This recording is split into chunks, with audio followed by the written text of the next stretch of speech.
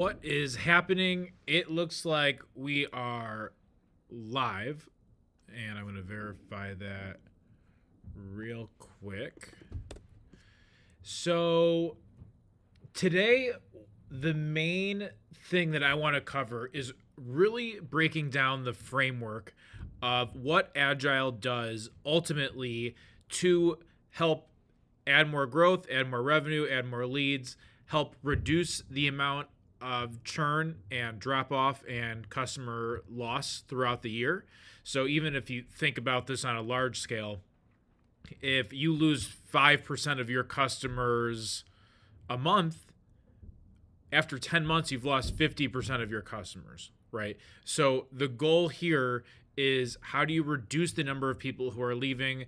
That increases the lifetime value of a customer. That increases your overall profitability. So on top of adding growth, you want to be sure you're not losing all of that back end revenue. And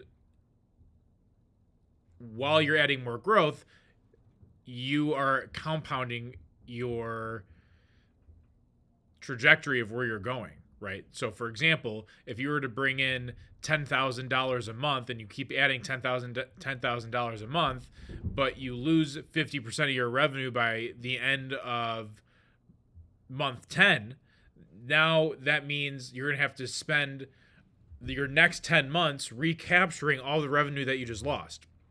If you kept all that revenue and you were adding the additional $10,000 a month, now you're ultimately much bigger, right? How the revenue. So, for example, 10,000 a month, you're adding $100,000 a month every single 10 months. That means at the end of the year, you're losing $50,000 or $60,000 $60,000 a year. My God, my head is just all over the place today. So now by keeping the 100,000, retaining the 60, now you're able to grow by 160%, right? So versus just keeping replacing the old revenue that you lost. Now, when it comes to scalability, dialing in your systems is ultimately going to be the most important factor, right? So the framework that I'm going to be covering today is called the DATS system. Okay, it's called DATS: document, automate, train, and scale. I'm going to show you exactly how to do that, the frameworks that have been built that I've set in place. Now, again, if you're not trying to sell your company, but maybe one day you want to or want to have that option to, it's great. If you never want to sell the company, but you want to not have to be the bottleneck to every problem or always get that last minute call or always really be a slave to your business, this is still a process that is really, really important for you to use. And I'm going to show you the real examples of how to do it, the actual framework of how to do each individual step, and when you're able to graduate into the next step, right? So after you've documented everything, then you're going to go into the automation process. But in the automation process, for example, if you need to fix some of the mistakes that you're learning along the way, it's okay to backtrack, make adjustments, and keep retraining the model, right? And so I wanted to, really emphasize that is, as you are thinking about this framework of implementation, growing your actual business, scaling the business, making continuous improvements and refinements is a requirement ultimately for this to be successful. So I'm going to go and show how it's done, right? So as far as Agile, so Agile Growth Labs essentially is a organization that helps SaaS AI companies and some service-based companies that are focused in the mainly B2B market. About 20% of our clientele supports the B2C market. And what we do is help increase your valuation, add more marketing channels, reduce the amount of churn that you have within your organization, sometimes come in as an operator, and then we also can prepare you for an exit. And if it makes sense, for the people that actually meet our criteria, we will do a investment into the organization. We will help and leverage everything that we do on a service level as far as an investment, and we help prep you for an exit and ultimately help you exit, so everyone gets the upside of the additional value that we're bringing to the table. So let me start and actually share my screen here. Let me see if I can pull this up.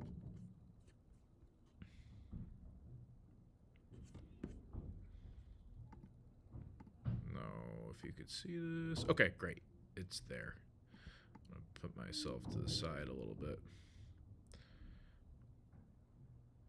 All right, great. So, yeah, as far as Agile, if you would like to connect with me, happy to do it on LinkedIn, on Twitter. Or X, Sell Your SaaS. LinkedIn, just search Henry Kraus. I've got my newsletter on agilegrowthlabs.com. Have some online trainings as well if you'd like to get access to that. All of that is under our resource tab on agilegrowthlabs.com. Just need to go here. Under resources, everything is available for you to get access to. So as far as, again, what we're going to be covering, I can skip all of the good highlights here and just really get into what we're going to be doing, which is really covering the framework, okay? So the framework here to shorten the learning curve, okay, is the DAT system. So in here, if you're able to see this, the DAT system is adding ultimately a dialed in process for every single organization, okay? Again, it doesn't matter if you're SaaS, AI, you're a service company, even if you have a brick and mortar company, like this is very valuable for you, right? You need to document the process. So what does that actually mean? Okay, so let's get into the documentation, automate, train, and scale. Okay, so if you're to look at these functions as, let's call it individual lanes, right? So if I were to pull this up, I got in the Christmas spirit, I guess you can call it. So look at each one of these things as individual lanes. So you're documenting. So let's think of something that you would actually document, okay? Everyone understands a sales process, okay? So if you're going to talk about sales, for example, what needs to happen? Well, first, before you even get to the sale, you've got to generate the lead, okay? So a lead needs to come in, and then a lead needs to be communicated with, right? That they need to ultimately, maybe, let's say, book a call. Then you have a certain call framework, right? And then you've got the intro, the information gathering, okay? Understanding objections,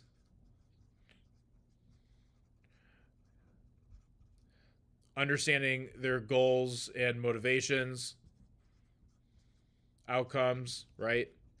So you take all all that information for the sales process, okay? Each part of that is documented. Now, if you are like, well, I've got every sales opportunity is a little bit different. I handle each of those things. No, that's not how that works. If you're going to scale a small company with up to 25 people, that's fantastic. You can do that if you always want to be a slave to your business. That's totally fine. If you are really trying to scale and you're trying to grow it and go a level beyond where you're at, or 2 or 3 levels beyond where you're at, this is something that absolutely needs to happen, right? So you are literally creating a script for sales. You're creating a process for customer service. Now, everyone gets frustrated with customer service in large organizations, but is it not efficient? Most likely, right? I would say they're probably losing a lot of money. They're wasting a lot of people's time. They're frustrating a lot of people. So this is obviously something that could be improved, and it will be with AI. You've got all these different functions, finance, all these things, right? Every one of those things needs to be documented. Period. End of story. Okay. So and the reason why it needs to be documented is because it's backed up by data that actually works within the company. Okay. So when all this documentation, if you're saying, listen, I've been in the business for 15 years, 5 years, 10 years, whatever it might be, I've generated this amount of results. I know if I were to take my brain and put it on paper, I would be able to help. And I had 1,000 versions of me, or 1,000 Henrys, or 100 Henrys, or whatever you're going to call it, right? Then I know I would be able to take this thing to the moon. Okay. And the only thing holding you back is knowing how to properly document that process. Okay. So in order for you to properly document the process, it comes into A, writing things down, but B, knowing what data supports what you're doing. So where to find the data, how reliable is it, how are your tracking systems, how are those things put in place? Okay. So for example, if we're going to take, again, another real example of some things that I've done for people, clients I've worked with and stuff like that. So let's kind of get into it. So in here, can I reduce this? Let's see if I can reduce this a lot. No, that didn't work. There we go. Okay. I think I could reduce. Let me reduce this even a little bit more so everyone can see it. So in here, okay, every time you're making a decision within the organization, it needs to be data driven. Okay. So if you're leadership and you're looking at your sales dashboard, okay, so let's say in the last 7 days you did 560,000 or you did 56,000 or whatever the number is, okay, then you're able to say, okay, this promotion, this launch, this thing is working well. This is something that we should continue doing and working on and scaling, right? So move this over here. So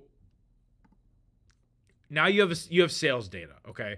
Now, how does the leadership data have an intelligent conversation?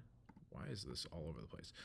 How does the leadership team have an intelligent conversation with the marketing team to truly understand what's going on? Well, you have data. So your data should have how many people added to carts, how many people were checking out, how many purchases were happening, how much revenue was generated. What's the average revenue per website visitor? Okay. And again, this is for e-com. If it's a B2B SaaS and it requires a certain amount of sales calls, and then you would have a metric for cost per lead, cost per sales call, cost per sale, and then you would have data on the individual closers, right? So it would be a different structure. Okay. But the data needs to be easily available for everyone in the organization so you can have data-driven decisions on, again, from a bottom line revenue of what's happening with the revenue for the leadership team. That's why it's called the CEO dashboard, right? The CEO would need to easily look at it and say, this is or this isn't working. And then when you have let's call it a VP of marketing or a CMO, then they can have a intelligent conversation with management and say, we need to fix the number of abandoned carts. Okay, great. That's our top priority. So then from there, you can get a little bit more granular on what's working, what's falling off. How do you optimize that? And then the manager needs to have an intelligent conversation with the people who are actually, let's say, managing an ad campaign or something like that, right? So these are different like agile setup campaigns where, all right, great, we are getting a return on ad spend that ranges from 1.25 to 85.5x. Okay, great. What do we need to be doing to run as many tests as possible to get more of the 41 to 85 to 27 return on ad spend campaigns? Okay, great. So now you're seeing how it's working from top down. So now that you have data points, again, from top down, and you're able to say, if I improve this individual metric, now if a marketing leader is able to say, if you improve this marketing metric, the CEO is gonna feel it from the top line revenue. Now you have everything documented in the right process and in an order ultimately for you to go train the right solutions, the right team, the right documentation, the right infrastructure. You have all this so you can make intelligent decisions. So the feedback loop of seeing data and making an improvement within the organization is almost instant. And that is the key thing that huge organizations are missing is the feedback loop from reading data, interpreting it, and making a data-driven decision lags sometimes 6 to 8 months. If you're lucky, sometimes it just doesn't happen, right? So really, really think about that, because now when you go back and you look at the actual framework of what I was talking about before, that's where all the documentation needs to happen. So now all the documentation that's happening then needs to get automated. Okay, so if you're going to automate this data, is this data feeding into your own GPT agent? Is it an LLM that you're building? Is it an automated dashboard where you have a handful of people that are going in every day and just making improvements based on the documentation that's getting done? So there's a lot of things that can happen there. And so I gave an example yesterday where, I took all of the frameworks, all of the content that I wanted to create, all the topics, headlines, subheadlines, and I put everything into a platform, and I said, I want you to use these frameworks and these content topics, and I want you to be able to give me a high quality copy for my articles, for my blogs, for my videos, whatever it's going to be, on a daily basis, because the friction of going from idea to delivery for my content was taking way too long, right? So an example of that, I think I could pull it up. I built the prototype on Manus, and it's not. I think I don't have it available right now, but I can go pull it up later when I do have that. So again, now that's going to be the documentation and the automate process. Okay, so now that you're going to have that data, you're continuously training it, right? So you've got the right info that you're continuing to train, and now it's making intelligent decisions, right? So now that you're continuously making intelligent decisions with the data that you're actually training, now sky's the limit, right? Because you can keep refining and refining and refining, and again, as you're scaling, the training is not a one-time event. It's something that is ongoing. So when you look at the actual business as a whole and you're trying to say, well, I don't know if I should be documenting or automating or training first, it is in order. The DAT system is in order, where it's, again, DATS. We've covered it enough where you should absolutely get the point to see, okay, this is the first thing that I need to do, is take everything in my head, put it on paper, and start directly communicating with my AI model. And again, as companies are growing and evolving, they're going to have their own individual really databases that are training their own AI internally, because the value of what companies have and what the value of these companies down the road is all going to be in their data. So it's going to be customer data, engagement data, sales data. So the better that you have AI systems that are actually trained on the content and the information of what's actually working, the better. Now, let's take a step back and think about the documentation and the automation and the training phase in a little bit of a different fashion. Okay. So in here, let me go back and share my screen again. So in here, I'm covering a few different things on how I'm thinking about marketing for Agile Growth Labs. Okay. So I've just got some of my dashboards, my infrastructure and things set up for myself, so I can keep training it ultimately for me to help scale it more. Okay. So in here, I've got my own heat map system. So I'm able to see where are people actually dropping off when they visit my website. Okay. So this is my homepage. And then I see over the last 10 days, once they see this headline here, drop off. Okay. So so we're going from 100% to 80. So there's a 20% drop off there. So maybe there's something that needs to be optimized on here. Now, other marketers would say, well, it's a top fold. That's actually pretty good and a pretty solid retention. Okay, great. Then let's combat that again. If we're going from 87 right here, 86% retention rate for people who are viewing my website, and then they drop off right here at blogs, this is probably going to tell me that there's something here that needs to get adapted, and maybe the headline needs to get restructured, maybe this section needs to be moved, whatever it might be. Okay. And then from there, we're seeing a strong retention throughout the rest of the site. Okay. So this is a data point from my marketing. Now, if we're talking about how I'm actually improving the online experience, that's a data point for the back end. Another data point for the front end would be something like, well, I want to compile as much research that I can to understand where my product market fit is, or how I can have clear, faster path to product market fit with the data that's currently out on the web. And so let me get a little bit deeper on that, right? We help SaaS and AI companies grow faster and prep for an exit, okay? So naturally, one of the things that I'm going to do is get real-time human experiences. I'm going to go on reddit.com. I'm going to search SaaS exit, okay? So now when I search SaaS exit, I can categorize this by the comment count, or what's the top, or what's most relevant, or the newest. But here I can actually see this person's using a case study to get ask me anything engagements, right? This person is using a case study. This person is saying, I'm here to help, right? So you can kind of see the very heavy value driven type content is what's working for the audience. Now, let alone understand that some of these things are 5 to 10 years old. Okay. So if I were to break it down based on comment count and then categorize it instead of going by all time, let's just say within this year. Okay. And then we're going to get a little bit of a different type of foundation of information for us to look at. Right. So people, this is for newbies. I want to get my first 1,000 users. Help you get your first 10,000 monthly recurring revenue, right? So then this is a better case study, right?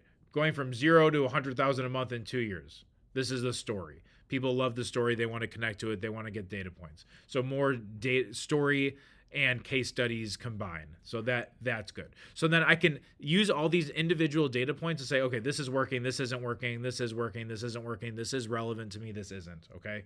Same concept here. So if I'm going to click on here, I'm going to read every single comment and see what people are saying, what's getting the best responses. Okay. I'm going to do the same thing on YouTube. So, and then on here, I'm going to take videos that I'm actually currently doing right here. I'm going to clip them. I'm going to post them. I'm going to see what's going to get the best response, use that information ultimately to help feed what I'm doing on LinkedIn and what I'm posting on LinkedIn. And then I'm going to see what's getting me the most engagement throughout the year, right? This one got me the most amount of impressions through and through. It's controversial. It frustrated people. The angry people boosted me up a lot. This brought in a ton of followers and a lot of conversations for like-minded people. So maybe this is the direction that I need to go, right? So again, all these data points are things that are needed to be documented and automated and plugged into an AI infrastructure, ultimately for you to have something that continues to build and grow and improve itself. So I hope that's making sense. I hope it's clear. If you have questions, comments, feel free to put it in the chat. But I, want to give you a little bit more clarity on what that looks like, right? So if you look at the formula, right? So this is personally what I did. Everything that you're seeing here, I was running Agile with a very high overhead, right? And some of it was going into development. And this was, I guess, a combination with Agile and when I was running Jet Webinar. So high overhead, development costs, high hourly contractors, things like that, right? I was able to go document each thing that they're doing, replace it with $200 with AI systems, and then streamline my processes, okay? And then we took all those ops, the messy ops with all the things that were going on and all the flurry of activity with no additional revenue coming in, cut that noise out, streamlined, automated a lot of that with AI solutions. And then from there, we were able to go and say, oh, this is working, this is scaling, let's keep doing this, and let's help other companies do this, and let's help them prep for an exit, let's help them exit. And our leadership team in the last 24 months has helped 70 companies do a roll-up under one organization. Same leadership team that has led the acquisition of Singular and AT&T. Okay. So again, this is not just some new stuff coming out and just building it, saying, yeah, I can go set up an agent and this will change your whole business. This is highly sophisticated stuff, right?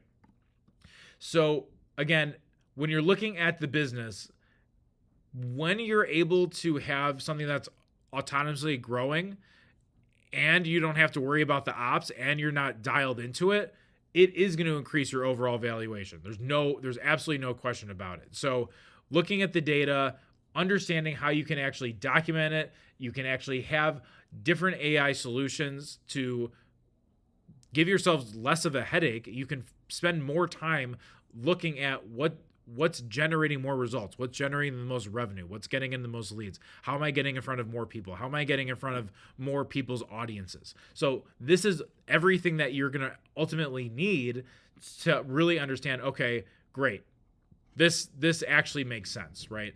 And for me to get to this point, you have to understand, when I've spent millions of dollars on overhead, on people, on products, on development. So this is a very serious reality where, we were at a point, and I guess I can kind of get into the story real quick, where I have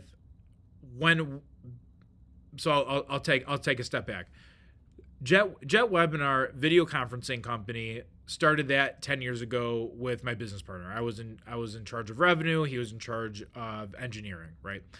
And we got to a point where we weren't raising money.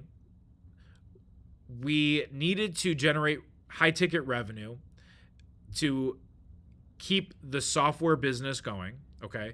And the software customers that were coming in were wanting to use these high ticket services ultimately to use Jet Webinar as a way to get more leads and get more sales. But there were so many other things that they wanted to do, right? They wanted to get their marketing systems and other automation systems and have someone look at the data and make improvements and give them feedback on how to improve their webinar campaigns and presentations to, again, have a higher closing rate. So there's all these individual steps beyond just the software. So we had the software business, we had the service side of the business, and as things were growing and escalating on both sides simultaneously, then in right around 2020, 2021, there's a huge surge of video conferencing companies that were imploding, meaning there was so much demand they couldn't handle it because everyone was looking for a video conferencing solution. Zoom had I believe a 3-month waiting list to talk to a salesperson. It was crazy. So if you were able to answer the phone and you had a breathable body that could actually talk to a customer, you were going to make money. Like if you were in the video conferencing space in 2020 to 2023, you were just going to make money. It was very clear and simple. That's what we did. We're working nonstop, just talking to people, helping them, and it helped a ton, right? And that's where we really realized the service and the software was a huge value add to customers and organizations. So as we were getting in that space, we saw one of our competitors named Business Hangouts at the time that was running into the same issues I was talking about earlier. So doing really well on marketing, but they had to keep spending more money on marketing because they kept dropping customers. So we're like, if we can keep scaling up the marketing, we can plug the holes on dropping their customers, then all is groovy, right? Nonetheless, we had to do a full software intervention and flop engines, and the development time stalled us, and like we needed to be able to move a lot quicker. And so that lesson of going in, flipping a switch, changing everything overnight was a really bad choice to make, right? But lesson learned, now that we're able to, again, be more stabilized with technology. We don't have multiple different technologies that we're running, which is kind of a term you would call technical debt. So you have less technical debt, you're more profitable, less overhead, all of that stuff. Now it worked out for the best, of course, right? And it's a great story. It's a great success story. At that time, Business Hangouts had about 3 million people that downloaded the platform on the Google Marketplace. And so there was a growth by acquisition. There was an acqui-hire. So all really good things for the organization. But when you're in it, you're like, oh my gosh, this is insane. So nonetheless, my point being is that grinding and going through this process where we were really doing everything from the ground up each time. We didn't document all the things that were already working and train the systems and automate that process and then use that to scale. All of that was missing. We just kept reinventing. So that caused major burnout, exhaustion, not being able to see my family as much. It was stressful. It wasn't ideal, and it got to the point where everything was just growing, and as more customers were coming in, there was more and more people were running out of money, and then they were pushing back payments. Employees were working probably overtime to help with the fulfillment on these, but the cash flow issues, between collecting the money and paying your employees. So all of that became a huge overhead and a headache, frankly. And so when I'm talking about the grinding versus scaling strategically, this is a really important concept that it's not like we just kind of came up with this and said, this is a good thing to talk about. This is a serious pain that we experience over a long period of time, and it needed to get fixed. It had to be addressed very quickly, right? So when you actually look at the data here and why I had to make the drastic choices, this was it, right? 80-hour weeks, managing 40K in team overhead, 25 to 40K, depending on the month. 20 employees needed hand-holding, learning, you're training, you're onboarding, you're supporting the ones that are been around for a while, so it's just constant loop, right? New client, more complexity, and again, we were right in the middle where it's not like we were offering super high ticket, but it was high ticket services for low dollar, which is where all companies go to die. And outside of the software, the service was complex too, because it was custom solutions for each client that was coming in, because they had all their own unique needs, probably the same problems that needed to be solved, but our positioning was off, right? So just getting these things and reworking it so it can be strategically reframed, so these people can fit within a business model that makes sense for you and them. It can't just be a one-way road, or else that doesn't scale, right? So that's kind of where all this came from. And so when we look at the different use cases that we had for streamlining onboarding, right? We 90% reduction in onboarding errors. So every time you onboard someone, they're like, oh, what's the password? How do I get that stuff is gone, right? You don't have to have the back and forth there. Then what we also found is the faster we're able to move on AI, the more valuable the company is going to be, because you're reducing overhead so much, right? So my overhead before AI for a year was, on average about $250,000 a year. After that, after we did all of our fixes, and this is for our company, right? It was under, we're talking about like 25,000 after our first year, which was crazy. It was totally crazy. And that increases the valuation, right? Same amount of cash flow, reduced overhead. People are going to pay way more to have less complexity, less overhead, and higher profit margins. Like that, it's a no-brainer. So everything here that I'm talking about, this entire case study is what we did for ourselves first, and then we started applying it for other organizations, right? So that turned into, using AI to help revenue.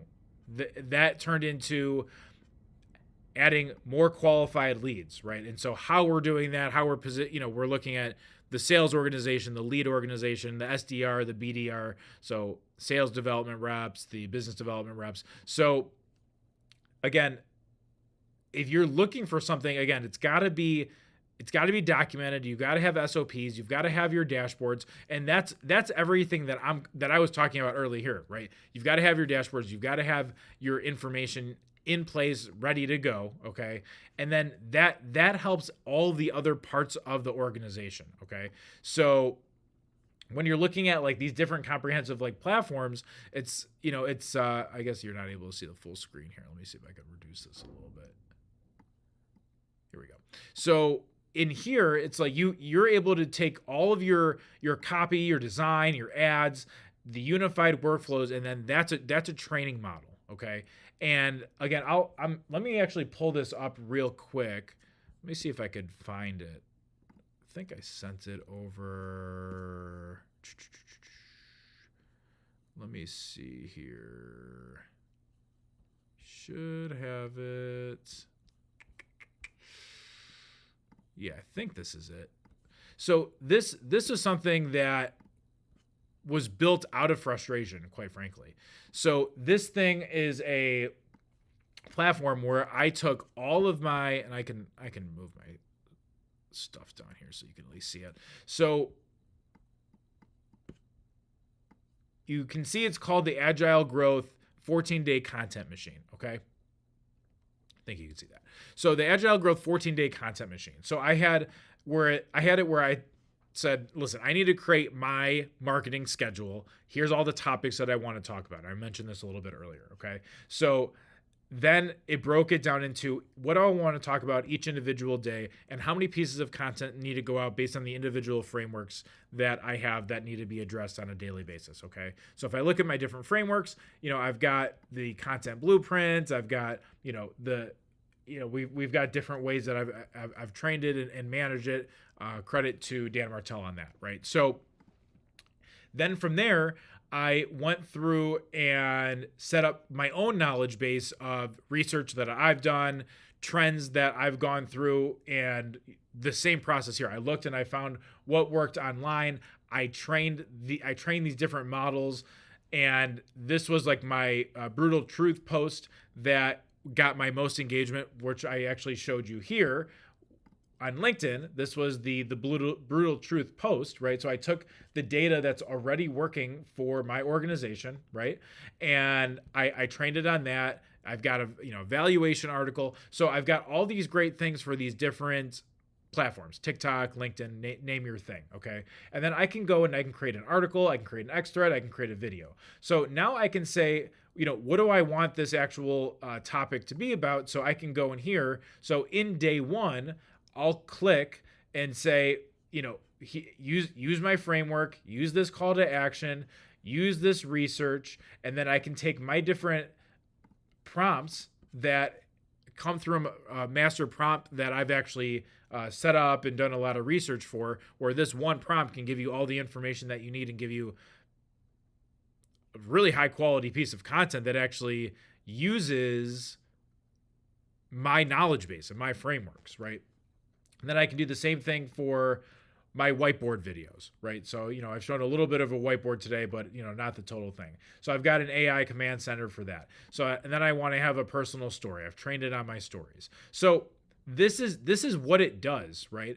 And then I take this and then it will actually go and produce the actual content directly in here, right? So I can go in here, let's call it, day one. I'm going to go view these details. I'm going to create this.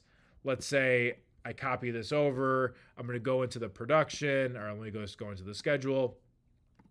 And I'm going to start this production process, run the core of my business. I can even use my prompt directly in here. Use this framework. Generate AI. It's going to create that article for me. Okay. So now this is something that, again, I could have trained one employee on my different frameworks, on pulling a bunch of tabs for all the different research that I've done, having a separate Google Calendar to actually look at, what content I want to be talking about that day. And then they would have to go and look at a different sheet for my different frameworks.